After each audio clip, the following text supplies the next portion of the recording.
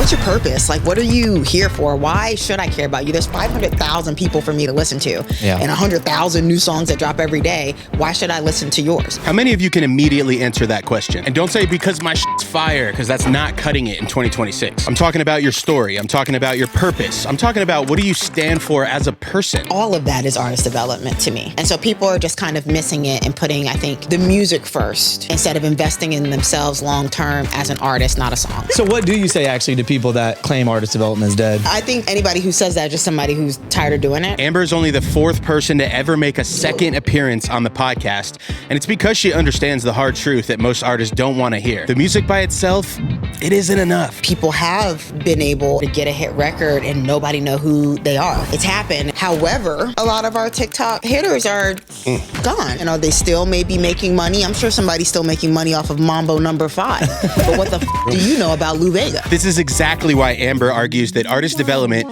is actually more important for artists who are independent. Because if one of your songs pops and there's no real identity attached to it, that attention disappears just as quickly as it came. Your story is your story. If you come to LVRN to meet with me, I don't know you until you tell me about you. I can't be great unless you give me something to work with. And that's exactly what this episode is, building enough around the music for people to actually care. Not vague branding advice, real artist development. How to find your story, how to tell your story, how to build the fan relationships, and which tools will help you turn attention into something that lasts. Because the music can make you known, but artist development makes you matter. So no label, nobody, not even the best, can make or create a story for you that doesn't exist. You have all the answers.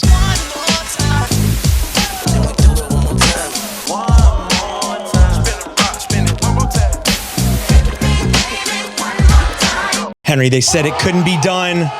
Part 2 with Amber Grimes. They doubted us. They doubted us. She's in the podcast studio. Let's fucking go. Oh my God. This one took longer to schedule maybe than the first one. Don't do that. Seriously, welcome back. We appreciate you making time. Big Summer Walker State Farm Arena show last night. So for you to come by the One More Time podcast while you're in town really, really means a lot. We're seriously grateful. Absolutely. So, just to kind of set the stage, you guys were named Billboard Power Players in the indie space, right? And, you wrote a Substack article, email, whatever that the verb is for She stacked it. Yeah. And you basically, as opposed to just doing the classic, we see all these, all the time, little headshots of Billboard Power Players, like, I'm so great. I used to do that. Sure. She probably did that too. Everyone else did. You took it a step further, and the indie community really appreciates you. You basically broke down, the things that you've learned about artist development within the indie space. Because you guys, about 4 years ago, kind of entered the independent space officially with LVRN. And so you've had a lot of lessons learned. I know it wasn't exactly the same as the major label system that you kind of have been accustomed to. So really want to just unpack kind of the 3 major, things that you said that you've learned about artist development in the indie space, but also I want to focus on, you make a bold claim about the fact that artist development matters more when you're indie than it does even being a signed major label artist. And we've had people sitting right there, go as far as to say artist development is dead, which is quite a different claim. That's a good point. Who said that? We won't name names. You can go through You can go through the episode. It wasn't me. Go watch the first episode just to make sure it wasn't her. It would never be me. Never. So what do you say actually to people that claim artist development is dead? Because it is a common thing to hear. I think anybody who says that is just somebody who's tired of doing it. Yeah. Maybe somebody who doesn't have to do it at the major label. I think in the last couple of years, it's been a long time now actually, since like the TikTok hit thing started. People have been able, and shout out to them, been able to make a career or to get a hit record and nobody know who they are. It's happened. And so I think once people see that happens, they're like, oh, you can do this without telling everybody all your business. However, is there a longevity problem there? However, on the other side of it now, a lot of our TikTok hitters are gone. Where are they at? Because it was just a song. And did the label and everybody make money? And are they still maybe making money? I'm sure somebody's still making money off of Mambo No. 5. But what the fuck do you know about Lou Vega? Nothing. All right. How dare and no you bring offense to Lou Vega, by the way, because he is a legend. yes, an icon. But I don't know anything about him. Yep. Yeah. And I think what we used to call one hit wonder, now we call TikTok hit. There's nothing new under the sun. But yes, I think the labels and a lot of the executives and some people like that will say, or an artist that got it really easy, because it happens, would say artist development's dead. I did it out in my closet and, whatever. But it's not when you're trying to build an artist, when you're trying to build a long-term career for somebody that's more than a song. I think the context that we hear it in is that like the majors aren't doing it as much because they are chasing the people that already have the virality, the numbers, the things going. So they're not focused on developing artists as much as finding artists that are already getting something going. Well, and you know what I'll say about that I don't think I've ever said before? Love it already. I think that the labels have taken that responsibility away from themselves a little bit and are drawing a line of saying, this is what we do as a partner, because this is what we have the bandwidth to do right now, right? We've laid everybody off for whatever good reason. We're trying to figure out how to use AI. We signed a bunch of TikTok artists, and our legends can only make up for so much of these losses. The manager is responsible for artist development too. And the artist is responsible for artist development too. And they don't want to hear it. If you're signing to a label to be developed as an artist, you've already missed the point. A lot of artist development starts with just like, do you know who you are? And I think a lot of people just want to sing or they just want to rap, and they come to a partner lost. And expecting somebody to find you. And even the most talented label, I work at one, it's really hard to do when there's not a lot to work with. Well, so let's make sure we all understand like what artist development is and what it isn't. Okay. Because from your perspective, because again, we hear it's like this theoretical term that everyone says and then no one really breaks it down. I'm confused. It's like no one knows what an A&R is and no one knows what artist development is. Okay, no A&R. That's the classic. No A&R hate on this podcast, Not hating, Henry. no hate. Respect to all the A&Rs out there. No one knows what the R stands for at all. What is a repertoire? It's a beautiful word. No one knows it. Yeah. Okay, so what I see, I think commonly on the internet is I see like a young rapper. I don't know, like you see somebody like Baby Chief Do It, who's so fascinating to me, by the way. Yeah. He's fun.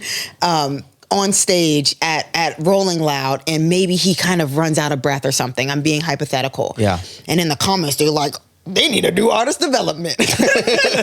Somebody work on this guy's breath control. Yeah, again, somebody, I think, who is it? My girl that sings, I Want to Twerk on a Boat. What's her name? Coconut Water. Oh, yes. Trim. Yes, Trim. Trim comes out and she doesn't sing one of the lines of the song, and she holds the mic and like, she doesn't have any breath control. She needs to get out of here.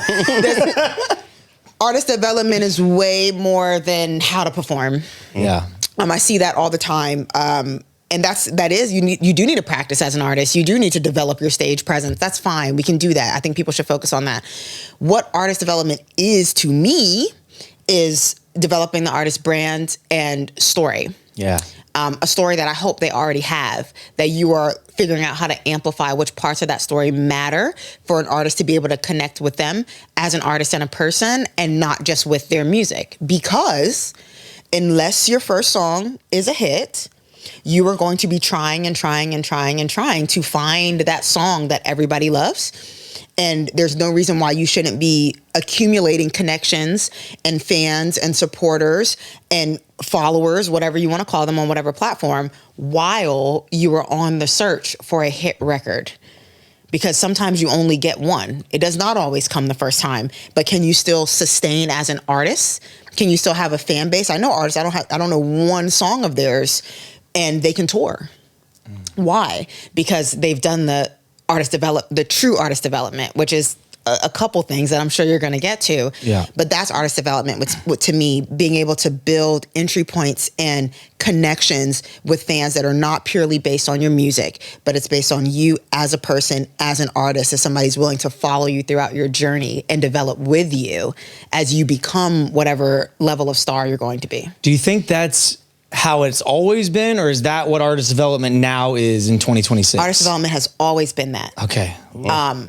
There Confident. I didn't know. Yeah. Now you do. Sorry, Amber. Yeah. Damn. Now you do. Artist development has lost its way. And some of it for good cause and some of it for bad. Artists have more control now. So you talk about A&Rs.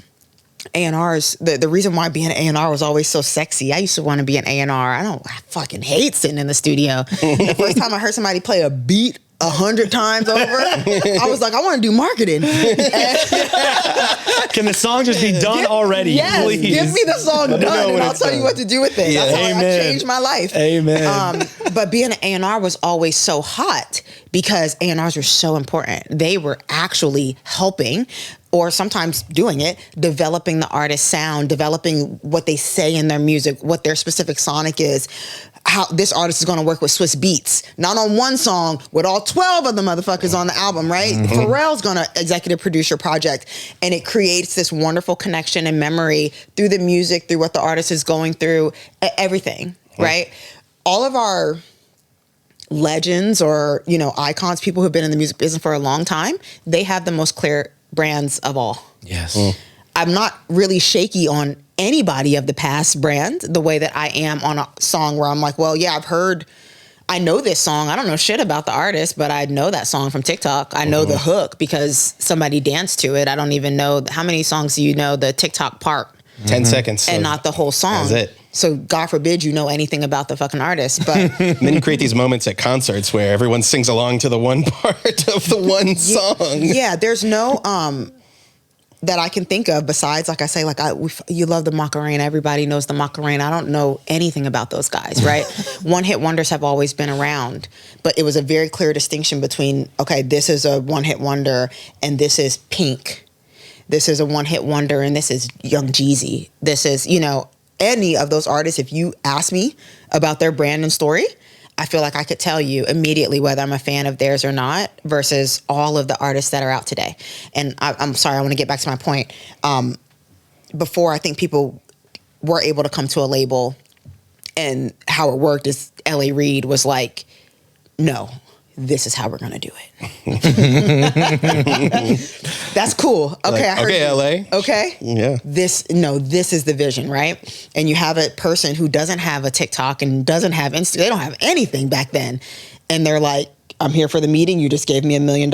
What did you say we're doing, Mr. Yeah, Reid? exactly. Let's do that. Yes, Mr. Reid. Yes, Mr. Reid. And like I said, it's a good and a bad thing today because artists do have more, they are empowered to be who they want to be. Sometimes the labels got it wrong. And I think a lot of artists may have suffered from the past. Pink always comes up as an example because she always wanted to do pop music and make rock music and just be eclectic. And she kind of had to come out during doing R&B. And so then when you're ready to be who you want to be, sometimes it can be hard. And then you have to explain, like, no, I always wanted to do rock. I always had elements of rock. And she actually did it fantastically. So that's why I love to speak about her career and her brand. It's one of my favorites. But now there's more control. So, like, you have a 16-year-old kid that gets signed. And he's like, I know who I am. And I'm like, do you? And he doesn't want to pretend to be anything that he's not. And I think that's okay. But also there's just like some rules and there's some formulas and there's questions that need to be answered that need to have answers so that someone can build a connection with you, know what the fuck you look like. You can't just dye your hair a different color every day. Now I don't know you. I can't remember anything about you. Your story, what's your purpose? Like, what are you here for? Why should I care about you? There's 500,000 people for me to listen to and 100,000 new songs that drop every day. Why should I listen to yours? All of that is artist development to me. And so people are just kind of missing it and putting, I think, the music first instead of investing in themselves long-term as an artist, not a song. That's hard to hear, man. I know. I'm like, God, So I hard to kind hear. of cringed when she said Kind of it. did too. but then But I don't she's care. so right, though. She's so I right. was like, fuck, she's right. I'm like cringing on behalf of artists always listening to right, this. Like, man. It's all about the music, guys. Amber's already cooking. If you guys don't mind, please like this video and drop a comment. Subscribe to the channel. 75% of you watching are not subscribed to the channel. That is an absolute crime. We are bringing superstars, giving you insane value like Amber Grimes. Gosh. Please click the bell while you're at It's it. incredible. Let me clear it up. Yes, Okay. The music's important, of course. but the music can get better, and the music can actually fucking suck, and you can still find an audience. Oh no. It can. I know. It can. I know. That's possible. I know. It is There's a few very- that come to mind. Yes. Yeah. It is very hard for your brand to be terrible, to have no story Yeah. and nothing to care about, and you still be able to be successful. Yeah. And I cannot give you an example of someone because I can't remember them. Yeah. You get what I'm saying? Exactly. I remember people with great brands and saying about like, I don't like any of these songs. But you're awesome. Yeah. I don't know any LaRussell songs, There it is. but I know LaRussell. Oh yeah. And that's not a dig at him at all, because it's actually, I'm saying you are doing your thing, because I know your name. A bunch of people talk about you. He's kind of made his business model, his brand, and that love of being independent and wanting to do that, all of that. I know everything about him Yeah. except the music. It's almost more, you need people to like you more than you need them to like your music. Until those points converge, and you just don't, that's not up to you. Yeah. That timeline is not you. Who knows? Yeah. But when people are already into it, I don't know, I'll use Doechii for example. We're already into it. Like, okay, you were on Colors. You're so creative. Like, was the song that she did on Colors when we first, Yucky Bucky Fruitcake, was it a #1 Billboard hit? It could have been, but like it wasn't. But we're like, man, she's so interesting. And okay, she's signed a TDE. That's cool. We like them already. There's some credibility. She's cool. She's still figuring it out. Oh, you're from Florida. So we love the swamp bitch thing in your bio. You're really like holding it down for the city. That's distinct. You're different from the other girls that are rapping. Oh, you have different interests. Oh, you come on Instagram and stuff with no makeup on. You don't care about any of this. She's real. She's relatable. And I'm still waiting for the hit record, but I'm into it. So I follow you. I know about you. I've seen you perform. And then, boom, one day, What It Is Ho comes. And I'm like, even there were some songs after that I liked, but that song comes and I'm like, that's a smash. Yeah. Convergence. Yes. That's it. Convergence. Yes. Doechii, you know when Thank it happened. you. You know when it It happened. converged. But I was already there. You were locked in. I was already along for the ride, and I loved her and everything that she had going on. So I was willing to wait with her because I already fucked with her. Why would you want to have nobody fucking with you, waiting for you to find a needle in a haystack? Because that's what a hit record is. Yeah. That's crazy. Yeah. So, like, do your absolute best working on the music, and do your absolute best working on yourself. Yeah. Until those points converge. Yeah. There it is. And make a little house thing. Yeah, that- this is the This is theme gonna of be the the episode. theme of the you know how people's house be look? Let me show you how people's house be look like. Okay, this house can work. You get what I'm saying? Yeah. The music is just going. I don't know shit about you and your brand sucks, but now I'm listening to your music. But this may not. Could you live in a house like this? I don't That's know. a bad This foundation. is a terrible. It kind of looks like a foundation. modern house, you know? Okay. Really modern aesthetic. Don't ruin the metaphor. Terrible. Okay, fine. This house, by the way, is crazier because it can't exist. No. This isn't a this is not a real This is house. dream house, yeah. This is crazy. This That's doesn't. so you know, funny. this house is beautiful. That's beautiful. You know, and this is how you built that house up. I love that we did this. Okay. So the whole theme of the Substack post was about it mattering more for indies than it does for other artists. So unpack just the kind of top few reasons why that's true. Yeah, I said that because obviously being indie's hard. There's not $1 million to throw away into a bunch of trials of things and someone go, it's okay. The Adele album will pay for all this. Yeah. You do not have those luxuries, right? No. And so in the meantime, while you're in the studio trying to figure out your craft, trying to make the best song ever, trying to make your houses converge, for an independent artist, the biggest thing I think is building a fan base, building those people who are going to come along for the ride with you. And for an independent artist, I feel like that, if you don't have any money, you definitely have a story to tell. You definitely have yourself. Like that's what I'm saying. Like you're using you as a resource to connect with people is free-ish. And so I think I use our artist Belly Gang as an example. Shout out Belly Gang one time, man. Love them. Fantastic. Houses converge. Yeah.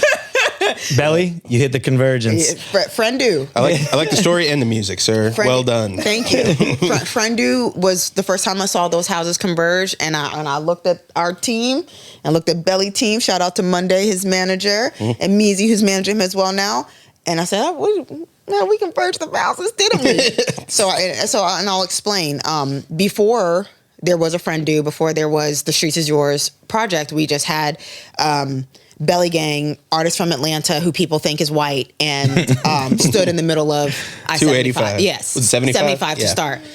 So he had a viral moment. Don't we all want one of those? Oh, yeah. They're so dream great. about them. Viral moment. Video did great on YouTube. Was that song a #1 Billboard smash hit? No. But he got people's attention. Attention's important. But how do we keep it is the next question. So when we got with him, the only thing that we really had to lean on was beginning to tell his story and to figure out how we share his brand or build his brand up, amplify his brand, I'll say, because it's all right there. Because we were looking for the music. And so I think we focused on, first, use what you got. Use the most obvious thing. If everybody wants to argue about your racial identity, then let's lean into that. Mm-hmm. Yep. Why would we go, well, we don't want to bring attention to, no.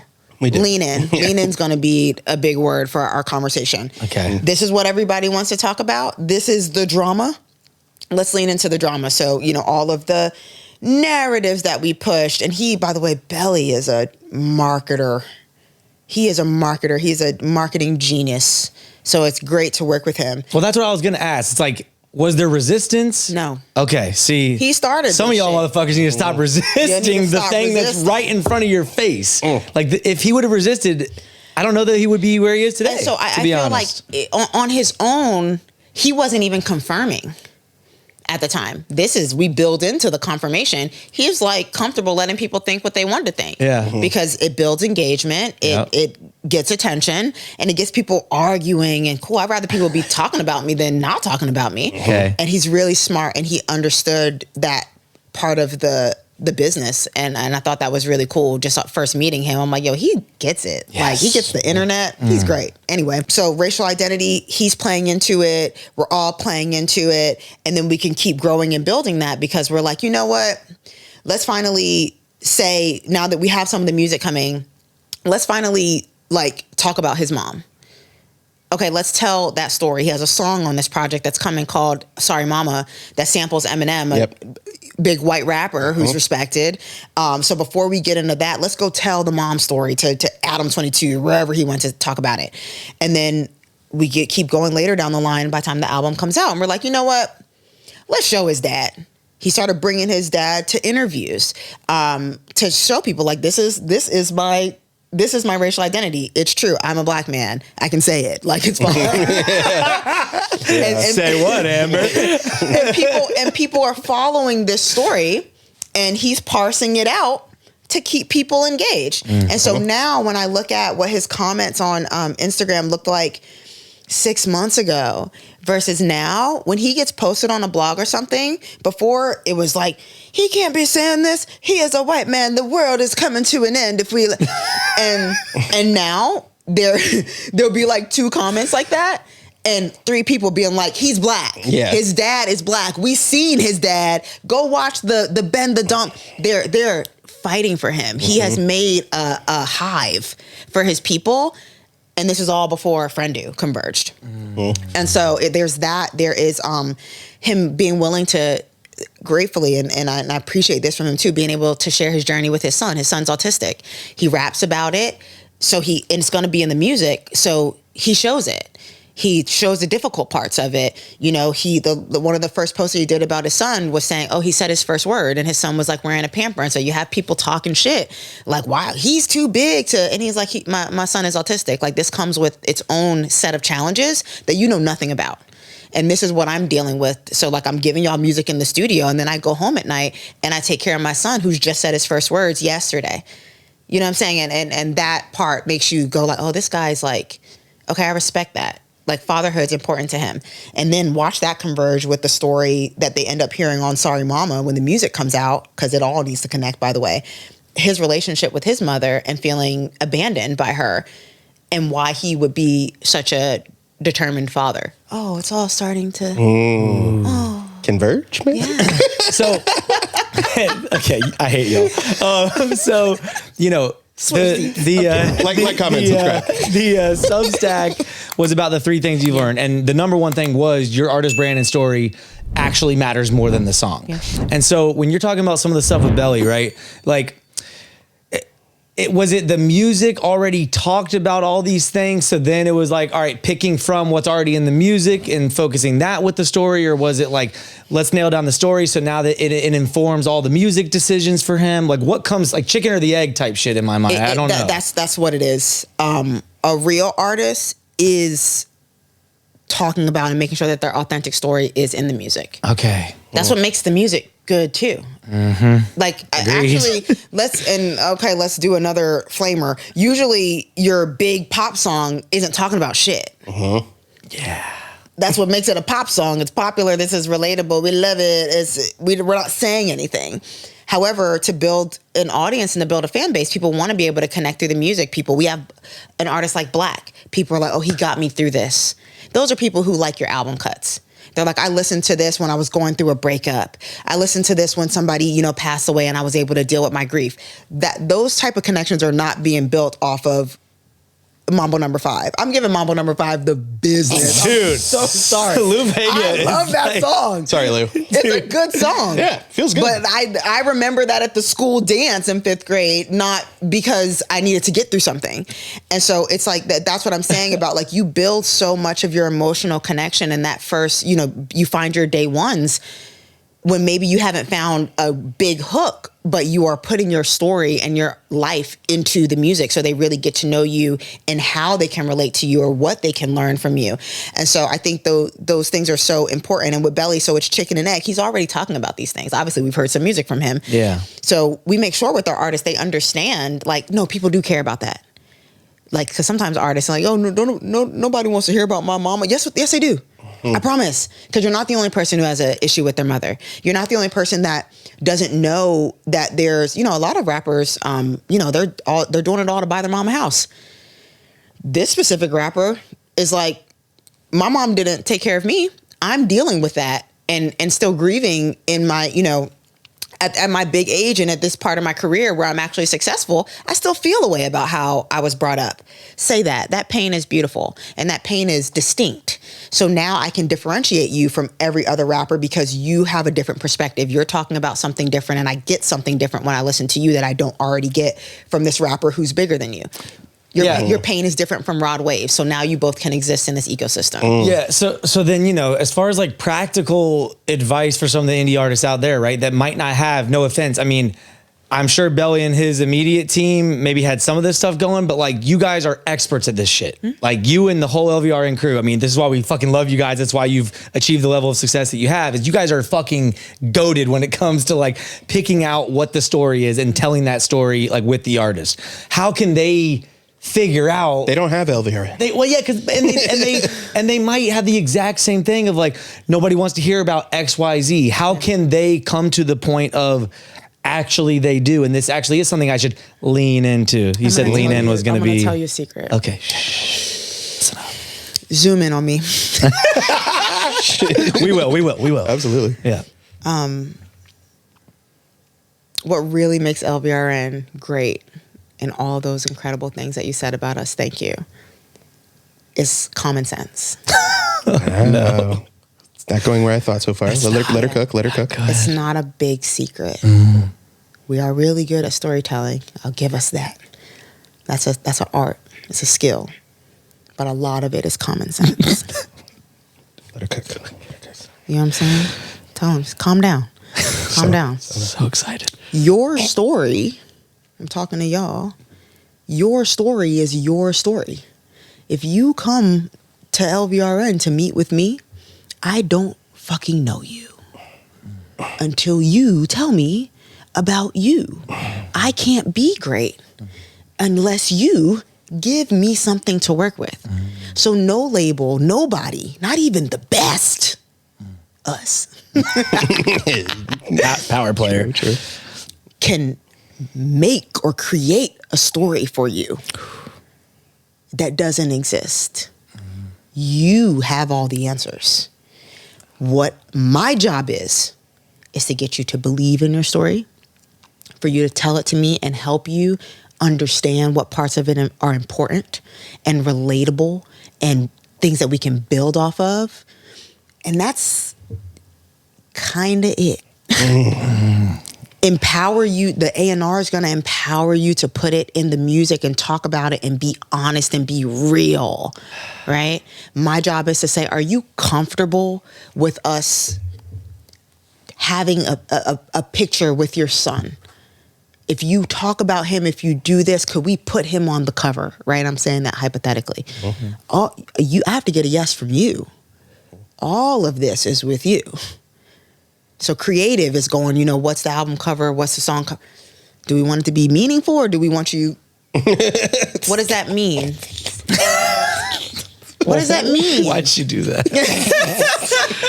It was so serious. And I know, it doesn't matter. I'm not serious. I'm very unserious as a person because none of it, we're not saving lives. We are saving lives. Well, I was going to say, actually. We're not doing heart surgery. You're not doing that. Yeah, no. directly. No. Sure. We're literally making music and making connections. Yeah. And so all I'm asking is that everything you do and everything we say and everything we put out be intentional. If it doesn't mean anything to you, let's not do that. And so really go back and ask yourself these questions. So when I ask somebody, what's your story? Everybody has a story. I hope, even if your story, please don't cook me for this, because I love and I respect this woman and her work ethic and competitive nature. Sexy I Red. think she's a beast. But no, I love Sexy Red. I know you do. That's why I thought. Taylor Swift. Oh, Swifties, come on. Come on, because I'm going to show your girl love. I don't remember Taylor Swift having a big heartbreak story when she first came out and she didn't come from a broken home. That wasn't her story. Her story was, I'm a regular girl just like you. And there were regular girls out there that weren't the prom queen, but they weren't the, girl in overalls and paint.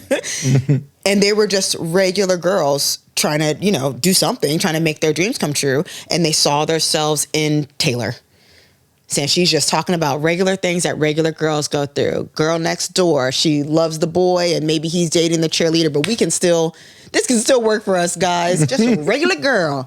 There's somebody for everybody. Yeah. There's somebody, she didn't need to make up a dramatic, heartbreaking story about her life. And guess what? Later down the line,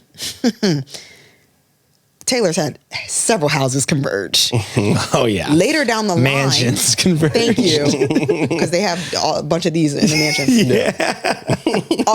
Yeah. She's already got all of these people.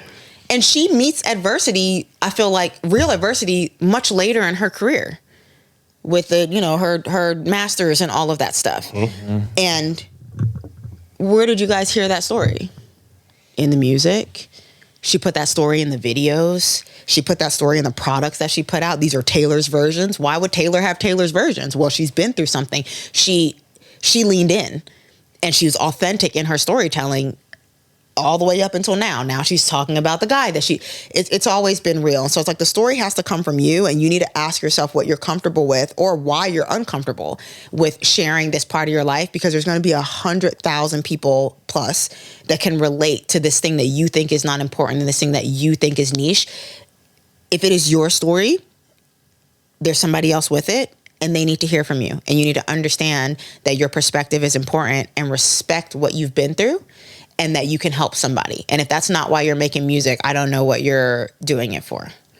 I hope I answered your question. Yeah. But the answer totally is within you. Yeah. No, you totally did. I mean, because again, I just think, I don't know if it's insecure, right? I don't know what it is, but there's just too many artists that we talk to that don't think they have a story, or they struggle finding what it is that their story is, right? Or they think that they need to fabricate something that's maybe not there because their real story isn't good enough, or not enough people will relate to it, whatever the case may be. And you're right about, I mean, God, there's a person out there for everybody. There's a group of people out there for everybody and every story. Yep.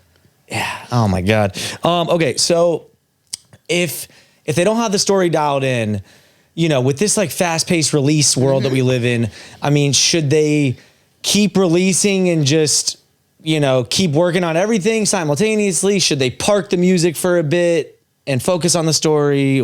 No, you have time. Okay. You have time to figure it out. That's the beauty of all this, right? Like I said, it can grow, it can converge at different points of your career. You should never stop creating. I think that's like the ultimate bad decision. Yeah. And catalog is so important. Catalog is so important. Don't do that. Don't stop creating. Just think about it. Yeah. Consider it important. Intentionality. That's it. All I'm asking you to do is consider that people do care what you have to say, and not just you know, people aren't just making music isn't about just having a good time or just I want to get my art out there. And I know that some people, but like why? Just ask yourself why more. Have some purpose. The same way you live your life, I think you need to have purpose in your career. And that's it. And if you're trying to find your story, I've never met anybody with no story. Right. So it's just like It'd not be true. impossible. Yeah, I mean, I'm like, it's just, you're lying to yourself. And if you did, their story would be, that's the one guy on the planet with no story. That's their story. Yeah. Yes. My guy. Fair. There's a story. And so you're, you know, and I think people should do more research. Let's talk about that, right? Because I'm a big case study, break it down type of person. Oh yeah. Think about your favorite artist. We were just talking about Eminem.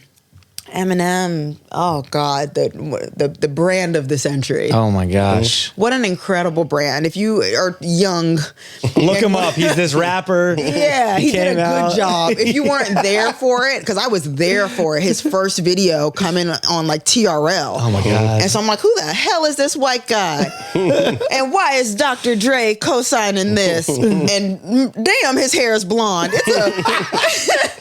It's a iced white blonde that I've never even knew was achievable. Yeah. And damn, he's giving his mom the business. What did she do to him?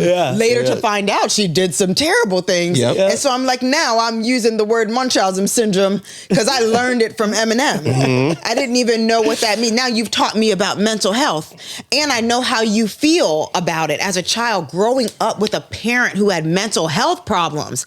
Anybody else ever felt that? Or anybody grateful that they didn't? Because this seems heartbreaking. Oh, you're so funny.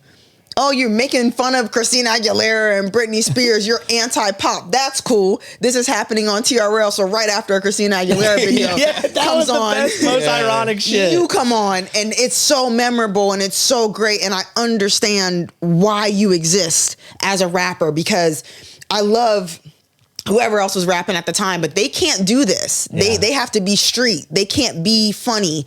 But you also, what? 8 Mile? From the streets. You grew up in the hood? Yeah. Okay. Let me learn something about Detroit. And I just told you like 9 things that are his brand and his story that he came out the gate. How do we know Haley? Yeah. Talks about her. I've known your daughter her whole life. Yeah. I'm in a parasocial relationship now with you and your kid. I just saw videos, people like, Haley's all grown up. And I'm like, oh. I know. Because she means something to me. Yeah. Every single little piece about your story is important. Yeah. And how you use it to your advantage or disadvantage is up to you, but it's really helpful. And everybody has a favorite artist. And if you have a favorite artist, it's probably because you feel deeply connected to them. It's probably because they helped you through something. Go just reverse engineer what you cared about that person and ask yourself the same questions. Literally. That's the science. Oh my God, it's groundbreaking. That's all I'm doing. That's amazing. Yeah. Oh my God. All right. So go fucking tell your story. Should they just dump their story out and then try and piece together what they want to highlight or something? You know what I mean? What's the actual? We've been leading into practical steps. Yeah. Is there an exercise they can do that you maybe did with an artist of yours? You should dump your story out. Now I'm gonna blow your mind. Okay, let's go. Again, by the way, it's already been happening. You should dump your story out and figure out which parts of it you want to keep and which parts of it you want to delay. I think mystery is a really big part of having an incredible artist brand too, a long-term artist brand, because there needs to be more to learn about you. Okay? So it just got complicated. It just got complicated. I'm sorry. Damn it, Amber. even in the short term, I'll use Belly as an example again. If the first thing we did was tell him, hey, Belly, the 75 on 75 video went crazy viral, we did it. You need to pull up tomorrow, bring your mom, bring your dad.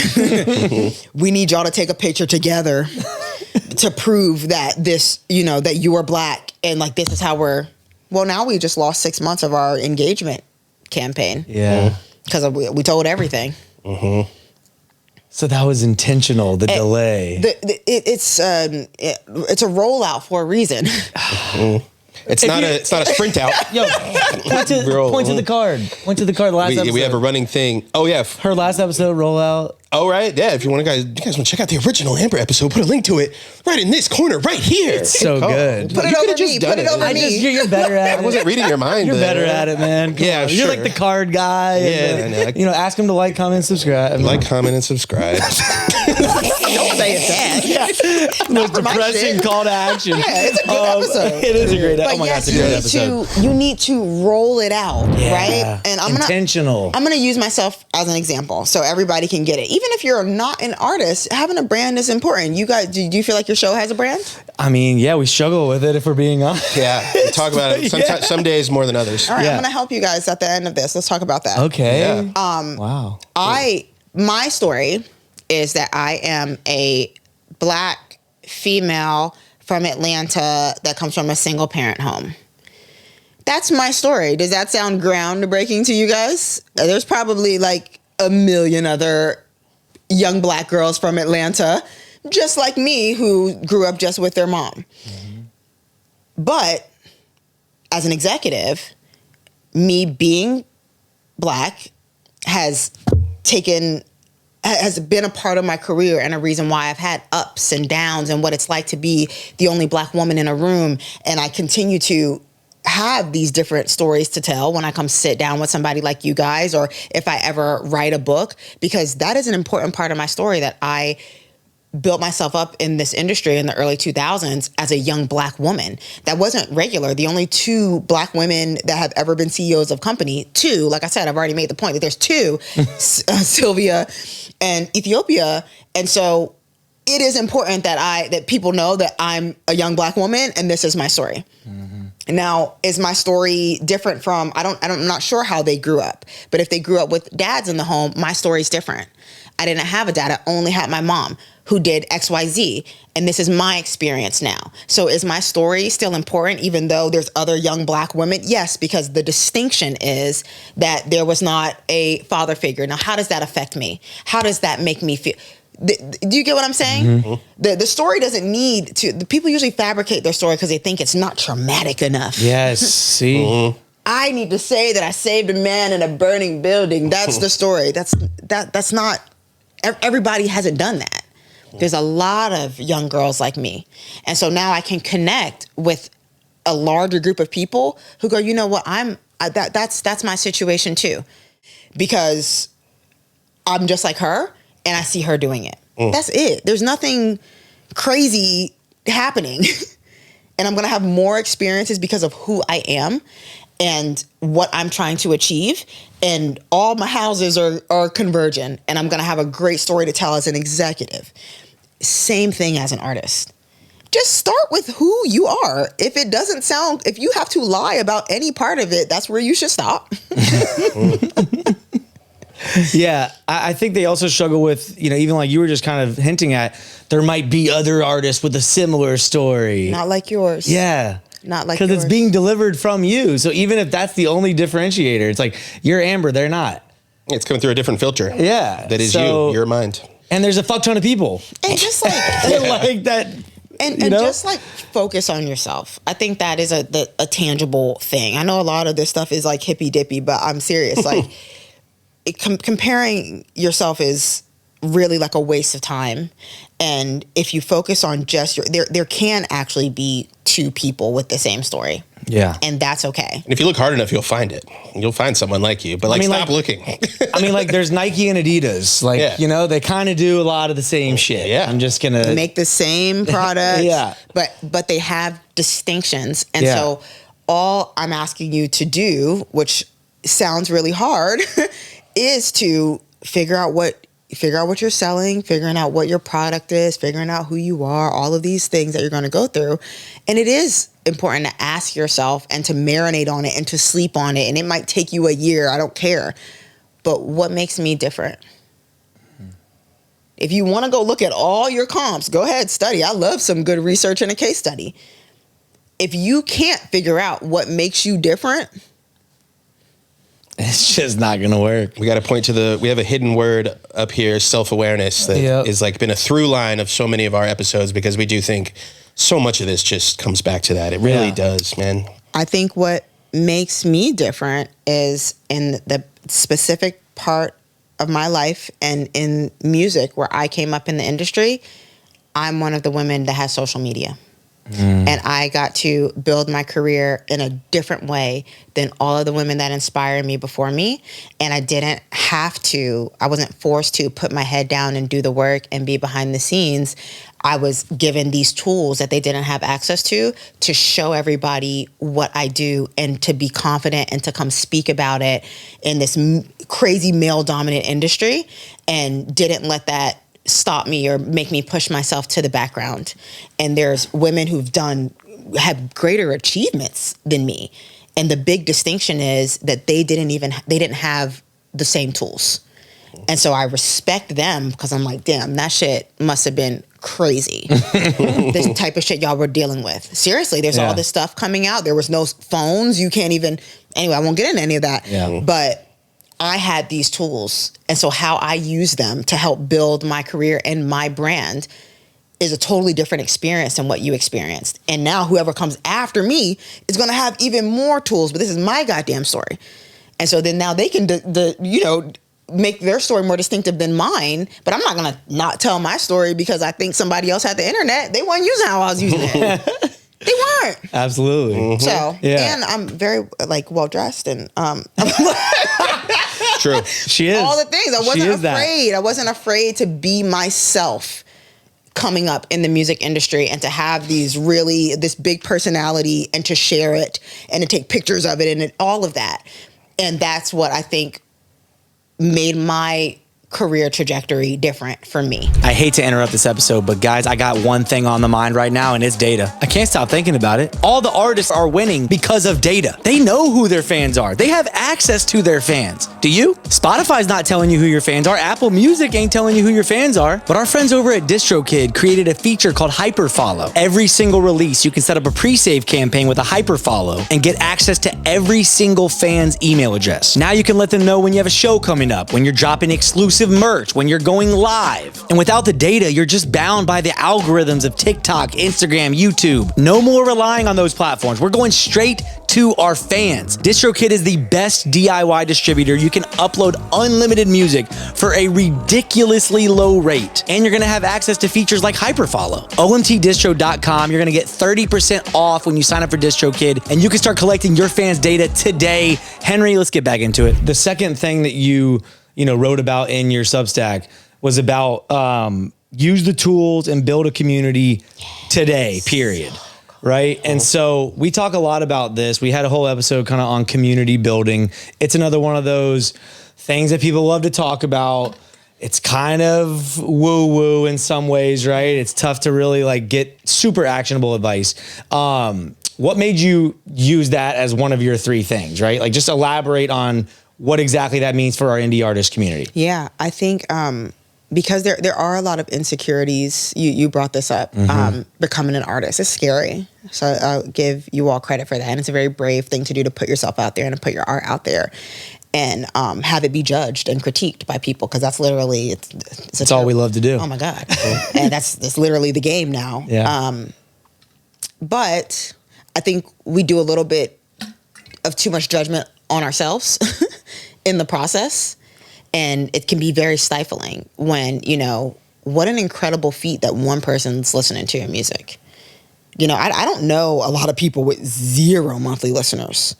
You might have 1 monthly listener. You might have 5 monthly listeners. When you put your stuff up there, I think at least one person's listening to it. That's important. That matters. Shout out to that one person. One day, 1 will be 10, and then 10 will be 1,000, and then 1,000 will be 100,000. But y'all, people are coming into the game like, man, I want to perform at the Super Bowl. I suck. I'm like, are you? Comparison. Now my favorite meme of all, people are like, oh, I only have 10,000 followers. If 10,000 people beat your ass, you would be in the hospital. Yeah. That's a significant amount of people that you should pay attention to, reward, give access to, show love, thank, name them. Those are the most important. Those 10 people who are supporting you, even if it's your sister, brother, cousin included in there. Those are the most important people in your career because they are building the foundation of your house. And to discredit them and to not be grateful for them, I think is the most ungrateful thing you can do as an artist whose work depends on building connection with people. And so I think the most important thing for you to do is to acknowledge them and give them somewhere to live. And it's important because when you do that, when you create this home for your fans to live in, you can really be more aware and cognizant of watching them grow and be a little bit more appreciative and a little bit more grateful every day and really share the journey because you're actually talking to somebody. It's hard to just be like, hello, out there.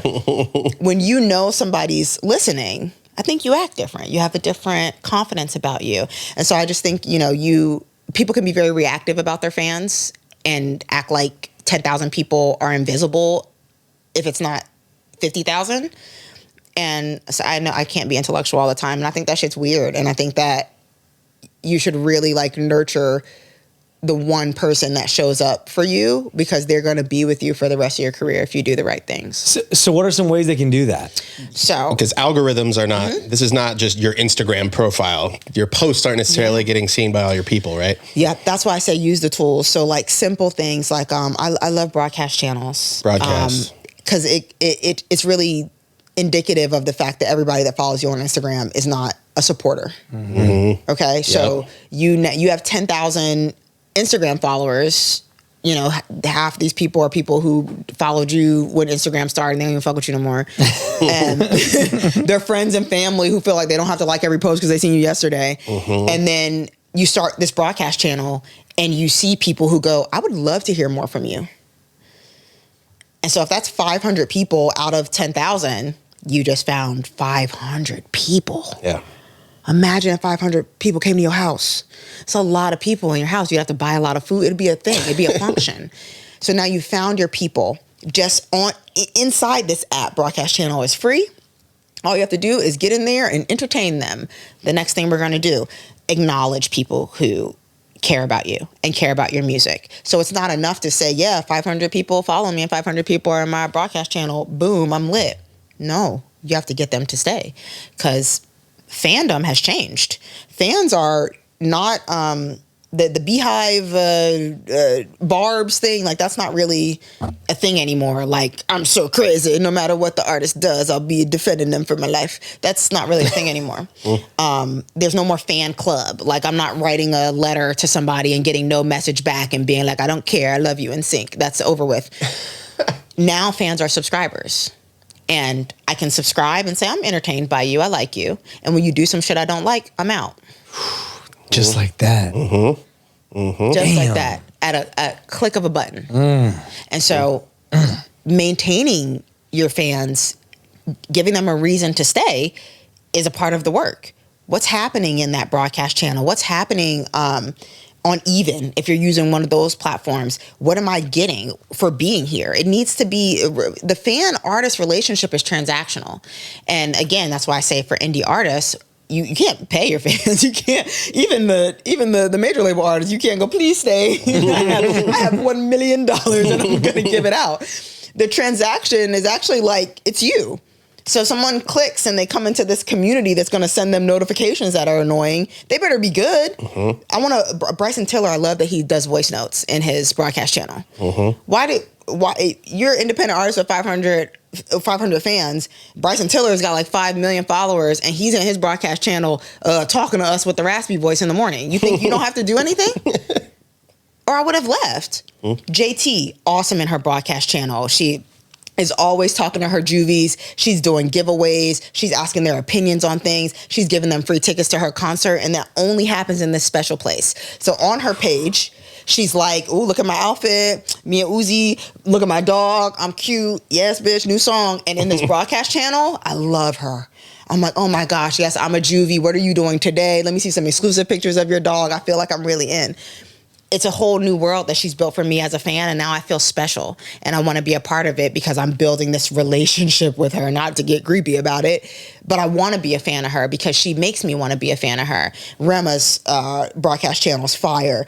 And I'm saying all of these people so y'all can actually go follow Research. and be in their broadcast channel and see what they're doing for free. No one's giving money away on their broadcast channel, and just do the same thing. Make your fans feel loved. They let their biggest fans that run fan pages be admins on their broadcast channel. So now the burden is not just on me to have to talk in there and to entertain. There's some crazy motherfucker telling y'all everything that I'm doing every day because they love me. And this is so, Summer Walker has the best fan page people in the world. They are awesome. They find every video and every picture. Sometimes we have to message them and say, where did you get that? Hello? And they love her. These are people that love her dearly.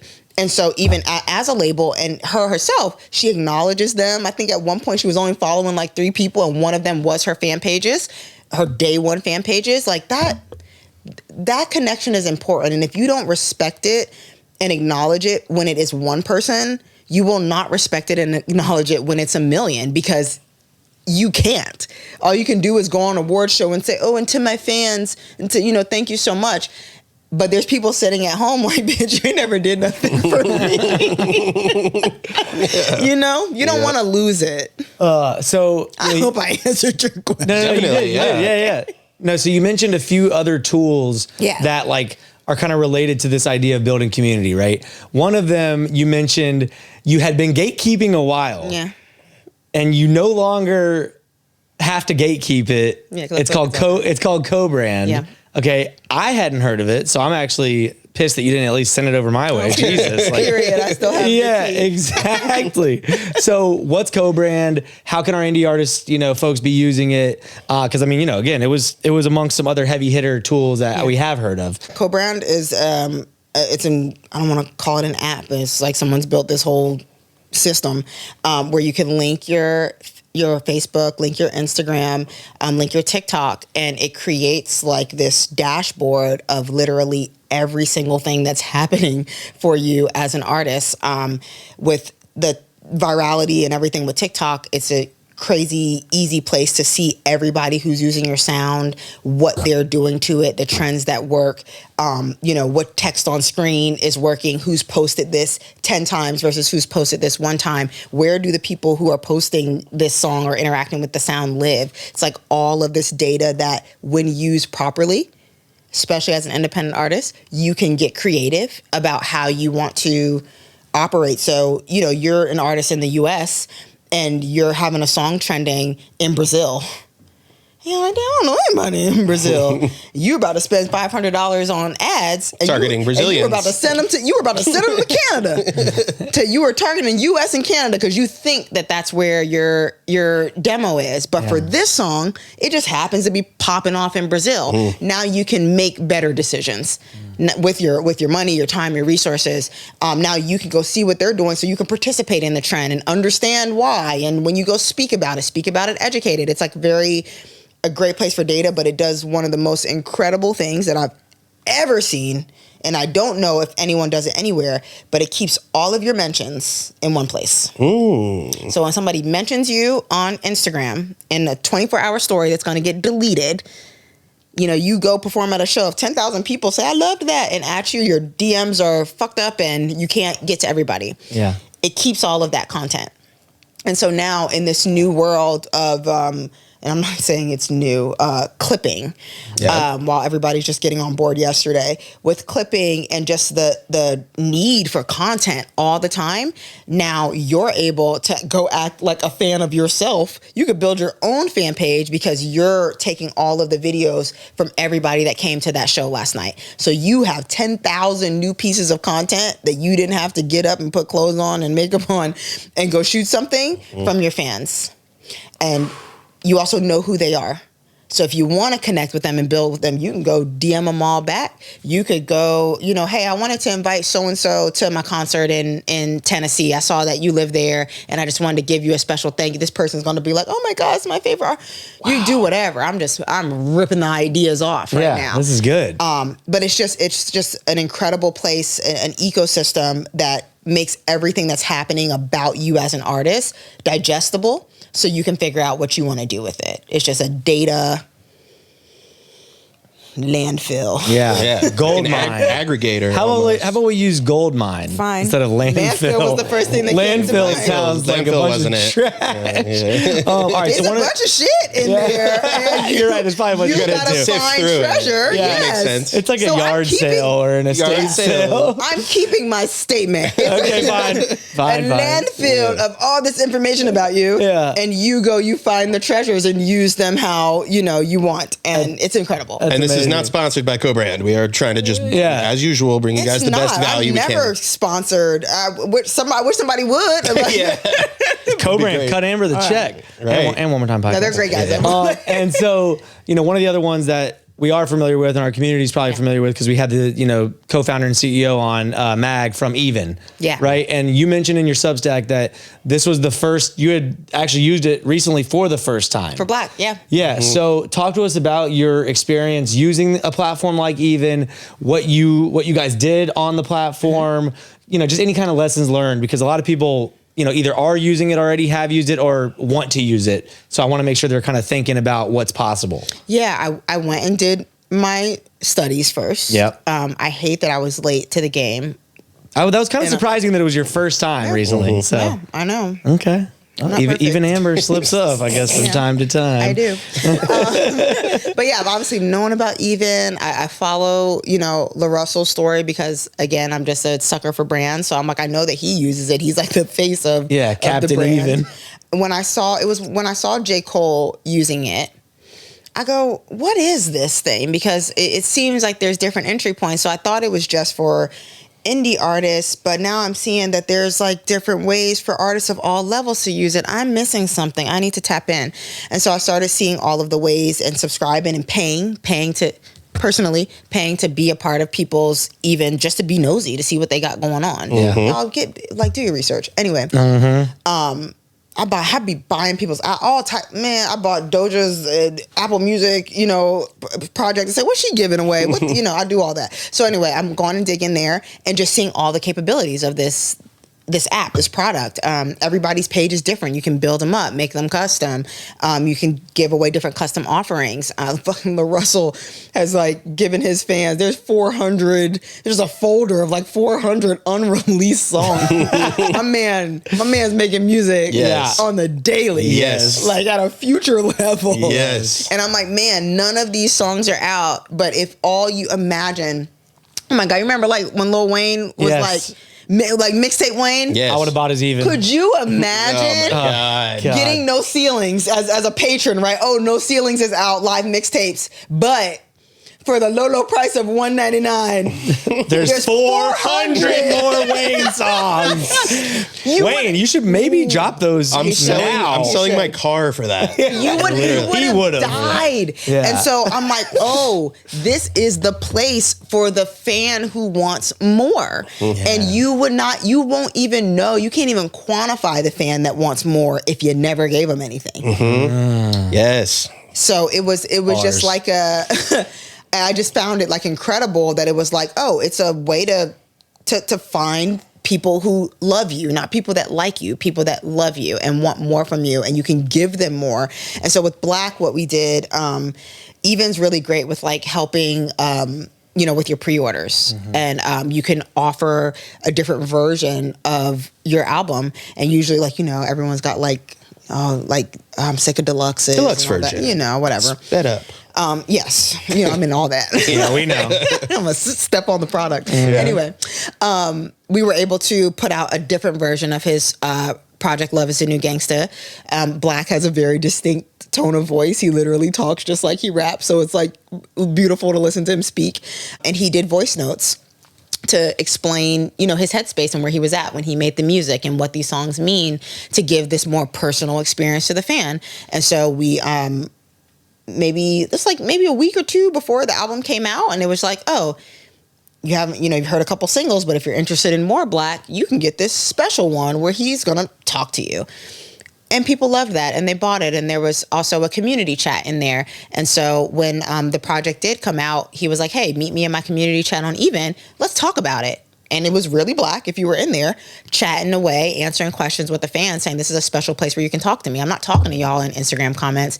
Black has a broadcast channel, but he's not doing, you can't write. It's difficult with having everybody write back. So it was this beautiful place where he could talk to his fans in real time, but it wasn't people in there that don't fuck with him. It wasn't people in there that wanted to judge the music. It was people who were really listening to the project at midnight and enjoying it. And so I just found it a beautiful place to find your people. Yeah. And there's so many other things it can do. I'm underselling it. Selena over there is trying to give me all the game. She's fantastic. And so I'm looking to discover more, but I will never miss it again. I will never not use it again. And also international artists can use it. And I thought that was incredible because we have a lot of artists. Huge draw. Globally. And, we're dealing how do we use WhatsApp, because we can't use Community or we can't use Laylo, all my other favorite things. Mm-hmm. And you can build for an international audience on there. So I'm sold. Yeah. I think people just underestimate too what fans would be willing to do to support, and they'll never find out if they don't give them the option to do it. At any level, by the way. You'd be surprised if you have, 200 monthly listeners, 5 of those people might buy a $100 product from you if it's meaningful to them. Absolutely. $100 t-shirt from Belly Gang Kush. There you go. Yeah, white tee. The world. $100 white tee. So good. So good. So good. So the third thing that you kind of wrote about in the Substack was about not being a skeptic. Yeah. Right. And you kind of used trial reels, and you use clipping and just other things that maybe, again, people hear about early on and they're it's not going to work. It's not going to work for me. All the excuses under the sun as far as why they don't want to put effort into it. And then they hear about it from everywhere and they miss the boat. It's too late. They're too late. Mm-hmm. Right. So I know we got to get you out of here to a very important event soon. I'm okay, so I'm having fun. Okay, well, we appreciate that. But like, what's something right now? Like, come on, give us the fucking game right now. What's something right now that indie artists need to all go research? It's trial reels. Still? Yes. Really? You don't need any research. Yeah. Like, go use it. Yeah. Wow, I'm not you're still so understanding. bullish on it. Yeah, because nobody knows about it. Okay, so then walk them through some like real life use cases of how you have used trial reels for your artists, and then what you learned or like you know what I mean? Like sell them on it, okay? Yeah. Because we've been talking about it. They won't listen to us. I made a post about it probably 18 months ago when it was new, and I'm still not even taking full advantage of it. No. Thank you. Yes. We're not. So there are people who don't know what trial reels is. There are people who think they've heard about it, but they don't have access to it. It's out.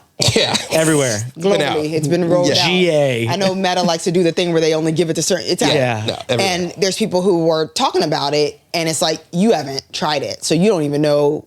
You didn't give trial reels a trial. Okay, so Made a fucking post and then just didn't use it. yeah, I appreciate your honesty though.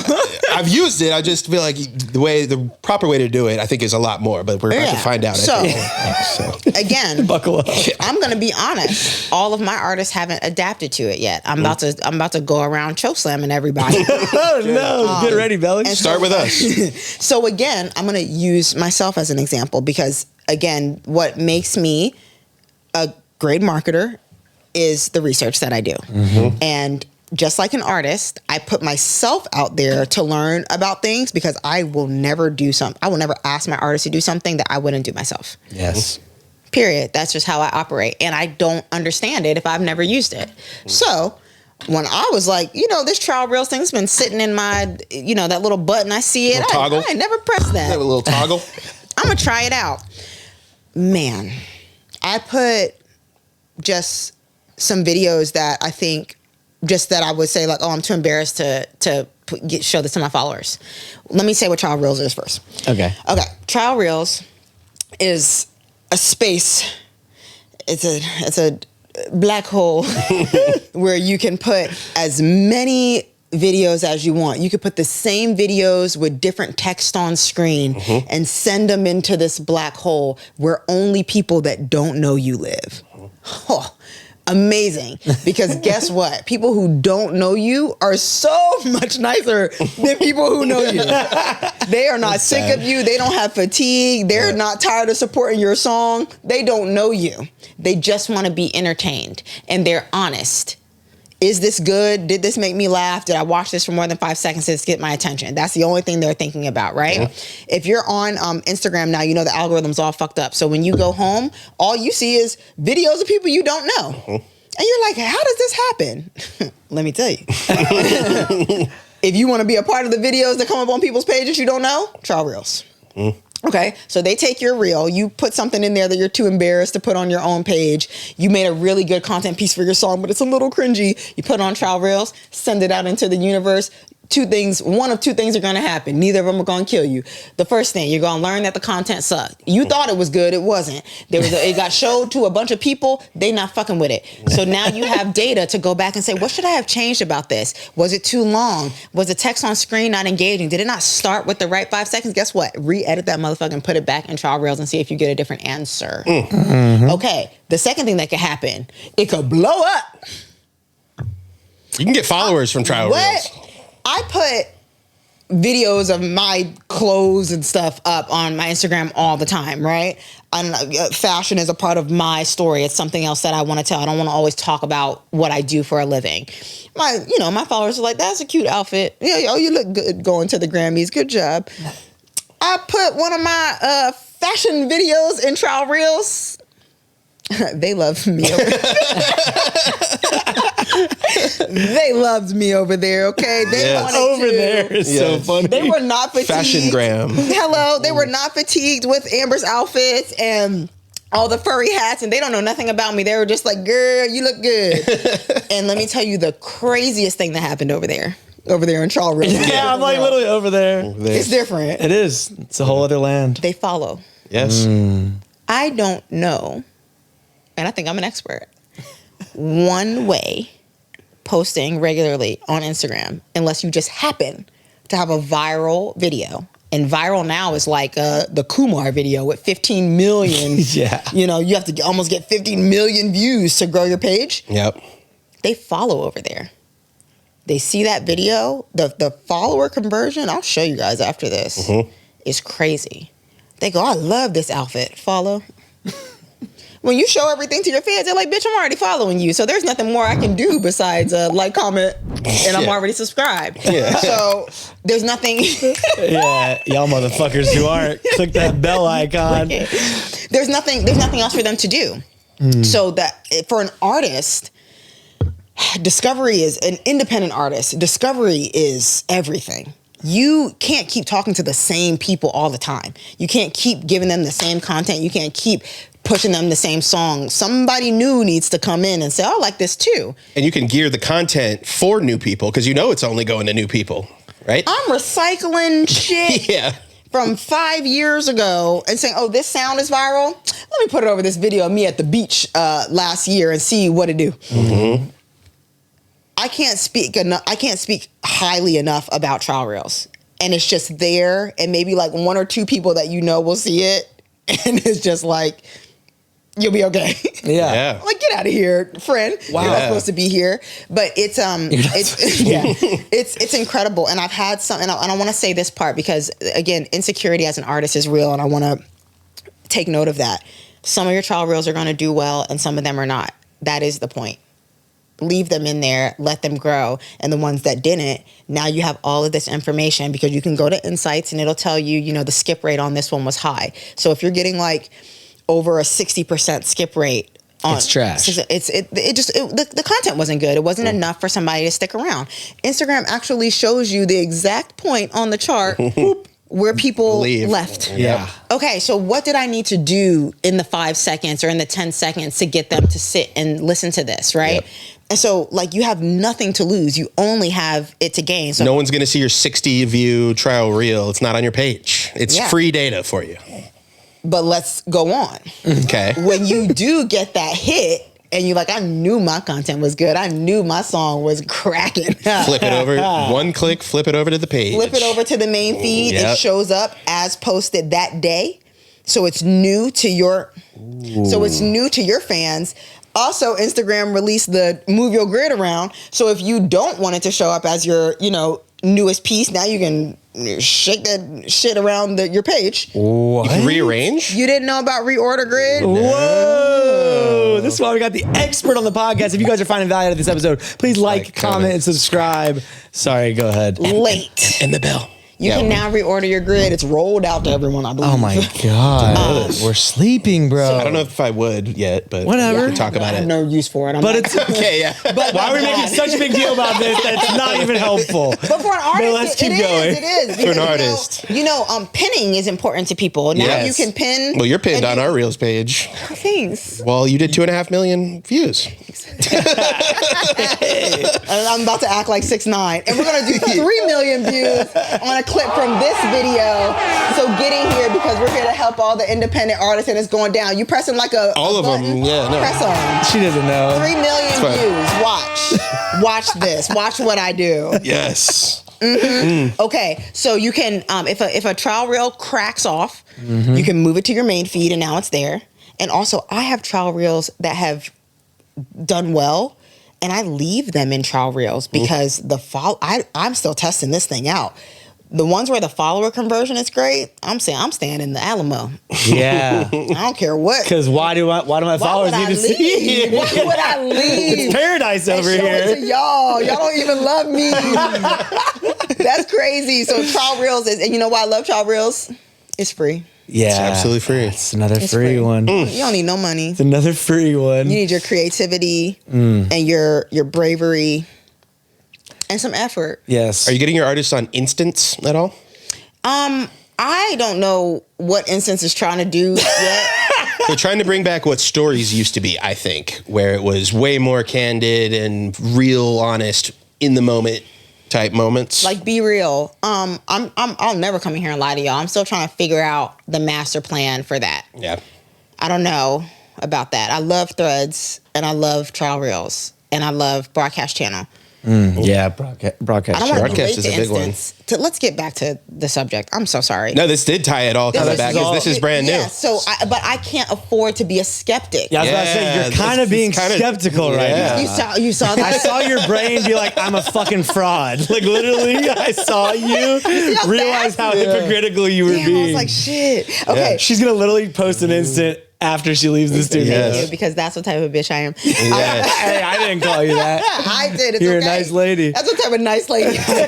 Yeah. Doesn't hit the same. A nice lady who researches. Exactly. And will do the work. Like, and I'm using myself as an example because I think an artist needs to be the executive of their career, especially an independent artist. I'm sorry, you don't just have the luxury of only focusing on the creative. When you choose to be independent, you are running an independent business for yourself, and hopefully with a small team of people that also want to see you win.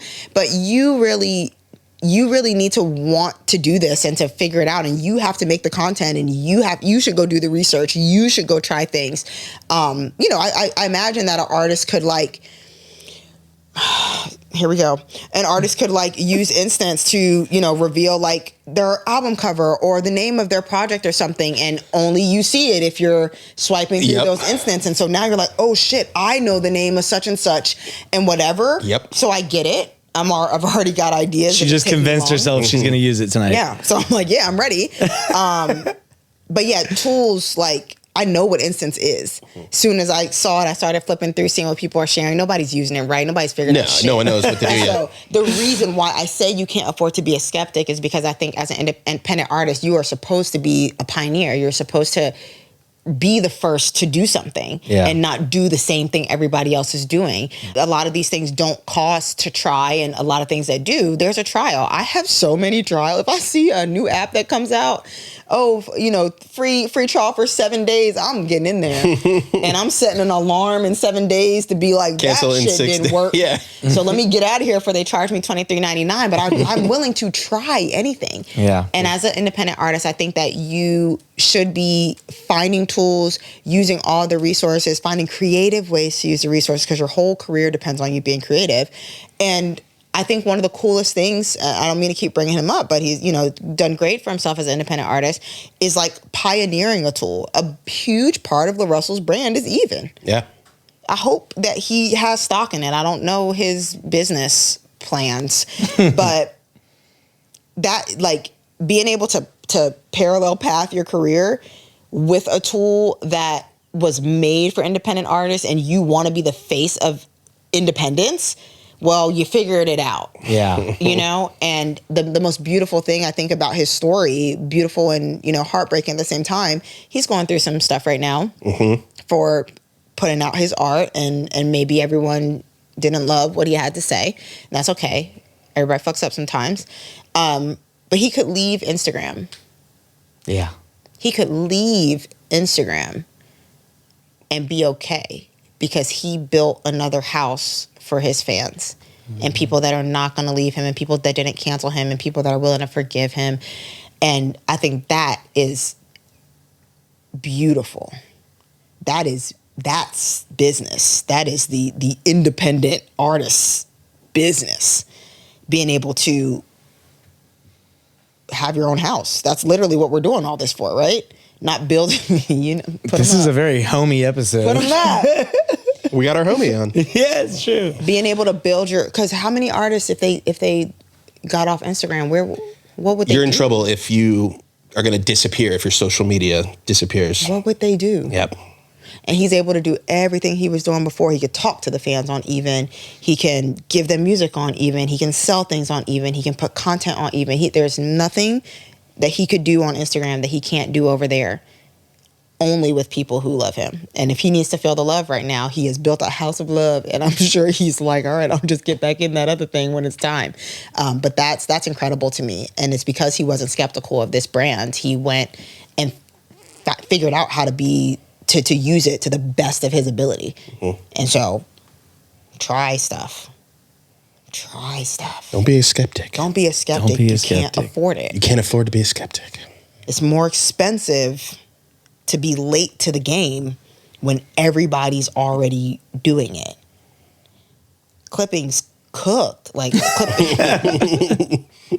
clipping's about to be cooked. I feel like when people start doing articles on it, and the streamers really pioneered that. And then, you know, as an executive, I'm like, okay, cool. Us figuring out, Justice was the person who told me about clipping. Yeah. Like, I feel like maybe a year and a half, 2 years ago.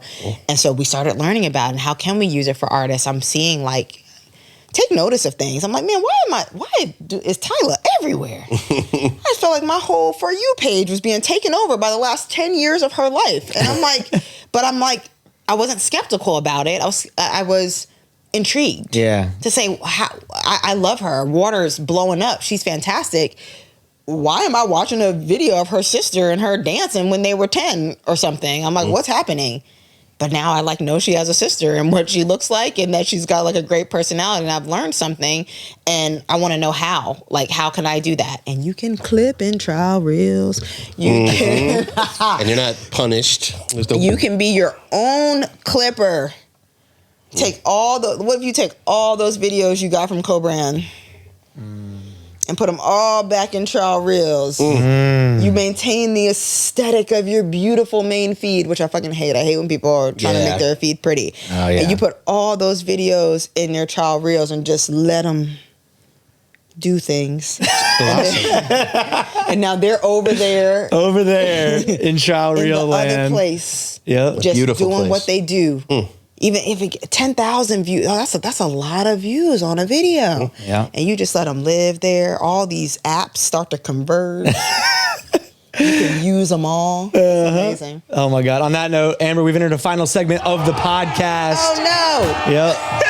Wait, before we go. What? Can I say one more thing? Yeah. Because it was on there. Yeah. Of course. I want more artists to use Substack. Oh yeah. The way that you are communicating with your fans, even through places like Broadcast Channel and things that I just told you to use, can be overly transactional. And at a certain point, people can get a little fatigue of being sold. The only thing that you should not only be talking about, listen to my music with your fans, especially when we just went through this whole story and brand thing about give more, share your story, share more of yourself. Substack is this big, beautiful, free place where you can write and express yourself beyond just what song you're putting out. So even if you wanted to write a Substack and say, hey, I really want you guys to know the story behind this song that I wrote. I was inspired this day to do this. Let me tell you a funny story about what happened in the studio. I had a bad day today, man. Oh, I'm fucking watching Love Island too. Let me tell y'all.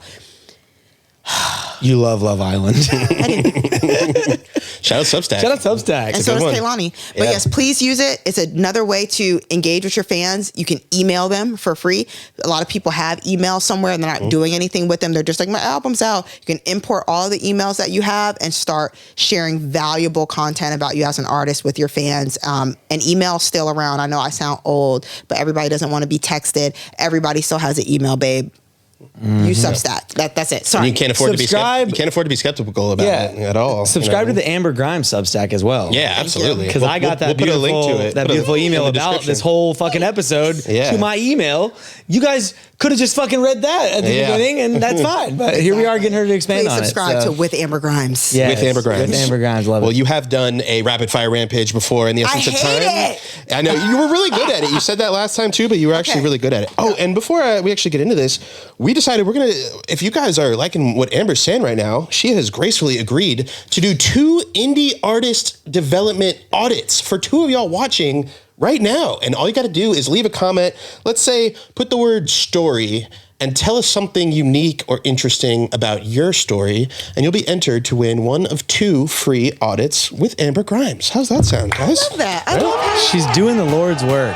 She really I'm is. glad you said agreed. And she's busy. Because this was your idea. Yes, absolutely. I just want everybody to know that was your idea. I said, that's a good idea. Let's do it. Thank you very much. Good job, Henry. So, same 3 sections as always. You know what it is. Start with the short answers. Here we go. Starting with Amber, do you think that everyone watching this episode right now should like the video, comment on it, and subscribe to the channel? Well, yes. Okay, starting for real now. Anyway. Okay. What are 3 things that you wish every independent artist did more for their fans? Ooh. Name them. Fans, people love hearing their name. Fans should still have a name. Like a name group. Yeah. Oh, name them. Yeah. call them something so you can talk to them and they can be a part of something. The big timers. Like the juvies or whatever you were saying. Okay. Yeah. Ours is the big timers. Yeah. Which So Jerry's still one more time. Big Big timers is fire. He loves big timers. it. Okay, We're all good? trying to make it to the big time. You don't have to lie to him right I now. liked it. It rolls off the tongue. Okay, There's fine. nostalgia. The big timers. So name them. Yeah. Reward them. Rewards do not have to cost money. It is literally just a transaction. So give them something. It could be access. It could be information early. It could be so many things. But if somebody loves you, they will appreciate getting this gift from you. It could be a unreleased photo. I don't care. Reward them. And the third thing I will say is create guidelines for them. Community guidelines are important. Your fans will really understand they're a part of something if there are rules. I saw Megan Thee Stallion one time speaking to her fans, the hotties, and I think they were maybe being nasty about something on the internet, and she literally addressed them and was like, "We don't do that." And so that lets me know, oh, okay, my bad. This is not how she wants us to show up. Mother has spoken, and in this community, in this community, we carry ourselves like this. That's how you really make people feel like they're in somebody's home, because there's a way to be. And so if you treat your career like that and your fans like that, you'll have a real community. That's a good one. You wouldn't think that, you'd almost think that would be like, oh, why just tell me what to do? But it's like, well, they probably weren't real. Yeah, they probably weren't real fans then. There it is. No, they are. Fans fuck up too. Well, yeah. I just mean if they were going to dip out that quickly after Megan was like, after hey, one guys, rule, chill. Yeah. Girl, don't tell me what to do. I'm out of here. Yeah, I guess that's just, how fickle they can be though. Amber, what is something that you should definitely know about an artist after watching 3 of their posts? Ooh. That's a good question. Man, I'm giving a heady answer. What they're selling. What is this? What are you trying to sell me on? Who are you? Why should I buy into this? After 3 things, what was supposed to get my attention? Yeah. I know I'm saying a lot of questions, but that they are the answer to what are you selling? That was great. No, absolutely. Amber, how many tabs do you have open right now spiritually? 500. 500 tabs. Yeah. Spiritual tabs. Moving on. Give us one random piece of game that you've mentioned a couple things that you were maybe gatekept or haven't said before. What is one more that you've still been holding on to? Give us just one, something that you haven't spoken on. Yes, I'm being absolutely selfish for our community. Well, okay, yeah, because the Substack audience got the CoBrand, so that wasn't even really... we need something one more exclusive. time exclusive. Didn't nobody read that? I need more. I read it. We're putting a link to it in the description. One more exclusive. I should have saved the Substack thing for that because that was it. Fine, that's fine. Yeah. Okay, sorry, wait. Man, I be telling people everything I know. That's good. That's why we have you on. I feel that I've told you everything that I know. We're not lawyers. It seemed like she was on trial. Oh, okay, I have one. Oh, yeah. Okay. Wow. YouTube Shorts. Okay. Yes. One of the most important things that I did with my team with Belly Gang was turn his YouTube Shorts into a blog. Ooh. Before he's an independent artist too, but Gang Kushington is an independent artist. Before he had the budgets or was able to get people's attention enough to get free blog posts, we used his YouTube Shorts as a blog and made everything about him feel like news. And so the same way that you would see something on, at Rap or DJ Academic set up with a headline, a picture of the artist and the other person you're talking about. Yes. We were we were doing that on his shorts. And I think YouTube Shorts is great, almost just like trial reels for your YouTube. It actually brings in a lot of subscribers. But when I say every little piece of news about him or thing about him, we turned into news. If he happened to be at an event and he ran into Lotto because he was backstage at Birthday Bash, it would be a post that goes, Lotto tells Belly Gang Kush she loves him. That's the headline. This is the news. And then the video of them meeting would play. Belly Gang Kush says he's tired of being compared to Jeezy, and it would be that everything was a headline. Wow. And his shorts are so reactive. We grew his page like crazy early days, just making everything important and not ignoring any encounter that he had, just everything. Wow. And bonus for YouTube Shorts, YouTube is a search engine, so these posts are getting indexed, unlike a reel or a TikTok that, once it's over, it's probably gone forever. So, little bonus for you guys. Last one of the short answer. What is your favorite curse word? Fuck.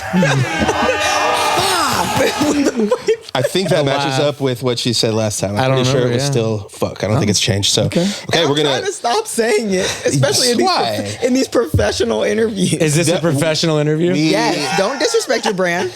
Yes. We cuss. That is part of our brand. So anyway. We are the music business uncensored. So. Uncensored. We're going to sprint through these last two sections. You know them. First one is the this or that. I'm going to give you two choices. You just have to pick one of them, starting with great story or great strategy.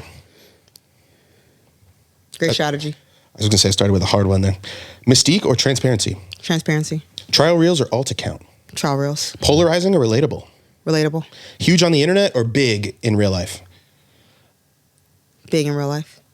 Go deep on one platform or go medium on 5? Deep on one. Visual identity or sonic identity?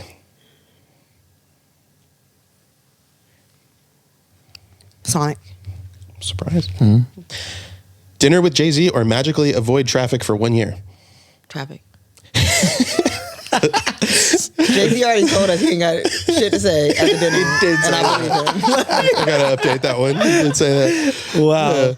And finally, become a full-time dubstep producer or leave the music industry forever. I'm out. Okay. Last section. She's already a podcaster now. I know. She's already trying to leave music with her little podcast. It's kind of true. So successful. Convergence is what that is. You're right. It's perfect, dude. Let her convert her house, Ben. Get this on the thumbnail somehow. Just take a picture of her going like Let's all do this still looking. There it is. There's our thumbnail. Appreciate that moment. Last part is the word association. I'm going to say one word. You've done this before. You just got to give me the first word right back off the top of your head. Starting with music. Business. Happiness. Required. Therapy. Necessary. Superfan. Love. If you knew better. Go watch Amber's podcast. Viral. Fatigue. Industry plant. Not real. ChatGPT. Claude. Breakfast. Club. Billboard. Magazine. Amber Grimes. Well dressed. Artist.